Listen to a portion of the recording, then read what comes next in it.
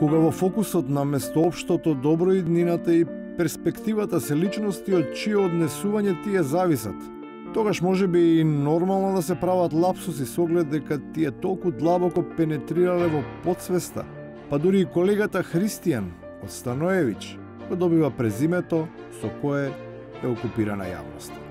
Благодарам, тоа беше Христијан Мицковски од претседништвото на ВМРО ДПМН. На тие ликови ке се чека, бидејќи земјата никако не може да се ослободи од товарот дека е провинција. Па разликите меѓу поимот граѓанин и политичката форма граѓани и натаму ке ескалираат на тој начин што граѓаните родени надвор од градот ке се чувствуваат навредени ако бидат така наречени. Ма еве сега граѓаните, какви граѓани? Јас сум од село. Добро, во ред. Зборувам за луѓе кои што живеат во Македонија. Тие се викаат македонци. Овој наши селеник од Австралија е горделив на своето потекло, но веројатно ќе треба да ги подотвори портите, бидејќи надменоста нема врска со реалниот живот, па оние лица кои имаат проблем со второто поради првото, се закануваат дека ќе му задзвонат на домофонот. Тие, за жал, попрво би избрале да бидат последни во градот, иако имаат можност да доминираат во селото. Но имам голема желба да одам на факултет и по факултетот да стажирам во странство. А како и не би имале таква желба кога нашето општество не страда само од политички или економски, туку и од аномалии кои никако не успеваат да лесно се коригираат. Нивото на свест е толку ниско без оглед на кој дел од граѓанството се припаѓа, па дури звучи нормално кога ќе се чуе ваква закана за санкција за непримерноста.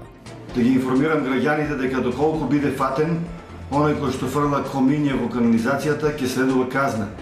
Тоа ќе биде така се додека наместо како што е секаде во светот нормално. Кај нас не почне на друг начин да се смета времето, бидејќи очигледно дека тоа толку многу ни недостига. Па годината од 12 месеци интимно се посакува да прерасне во лето. Долго, уште 6 повеќе. Немаме никакви причини да се откажеме од проекциите, затоа што имаме раст во второто полугодие, го очекуваме растот во третото полугодие и тоа ќе биде истовремено така. И на крајот, во третото полугодие од животот, конечно стасува признанието. Абе, видите сега, години се сега, јас 62-ката ја наполив, у 63-ка, нормално не сум бил цвеќе за мирисе. Проблемот на сите вакви цвеќиња не е во тоа дали тие мирисаат или не, туку во тоа што тие и натаму се најраспространетата форма во политичката флора. Се додека таквите растат и се одржуваат, Македонија само ке вегетира.